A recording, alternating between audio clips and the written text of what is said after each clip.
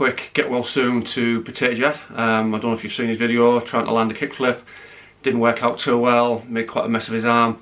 I'll leave a link down below. This is just a quick video. I'm going to maybe call these quickies. I mean, the idea is that I give you some information in a short period of time, little snippets, little pointers, little reviews, follow-up feedback in regard to stuff that I've used or products I've bought.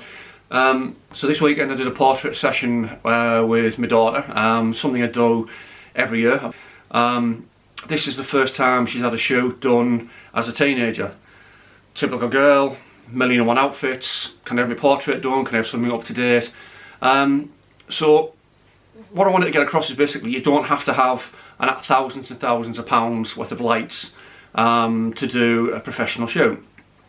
I've had the equipment, I still have some of the equipment, but I tend to try and be realistic with the stuff that I use. Now, recently I mentioned I've changed some Nikon lighting after one of my speed lights, packed up. So the advantage with the Godox brand is it's given me the privilege of mix and matching lights, all work on the same trigger system, works exactly the same as Nikon's CLS, their creative lighting system.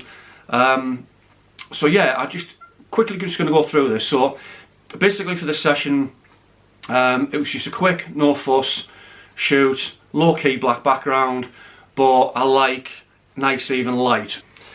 I've been using these for quite a while. These are Lume Cubes.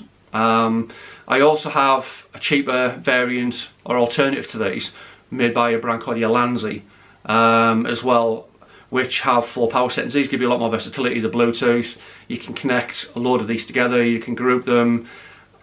Incredible lights, highly underrated. I use this on the top of the background as a kicker light on about 80% power.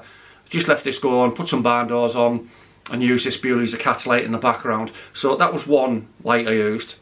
These are worth every penny. These are the Godox Speedlight adapter rings. They fit all the Bowens gear. I've got snoots, barn doors, grids and so on. So they just slot on and click in place.